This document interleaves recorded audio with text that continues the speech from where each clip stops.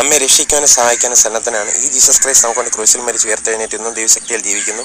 ഈ Christ Jesus തന്നെയാണ് Almighty God, the only true living God. നമുക്ക് ഇന്നത്തെ ചിന്തയ്ക്കായിട്ട് കുറച്ച് കാര്യങ്ങൾ ചിന്തിക്കാം. പുള്ളിംഗ് ഡൗൺ ഓഫ് സ്വയഭോഗം ചെയ്താൽ ഉണ്ടാകാവുന്ന ദോഷങ്ങൾ എന്തൊക്കെയെന്ന് നോക്കിയാലോ. നമ്പർ 1, അഡിക്ഷൻ ഉണ്ടാകാനുള്ള സാധ്യതയുണ്ട്. വിവാഹം കഴിഞ്ഞാലും ജീവിത പങ്കാളിയായിട്ടുള്ള താല്പര്യം കുറയുന്നു. Opposite sex, same sex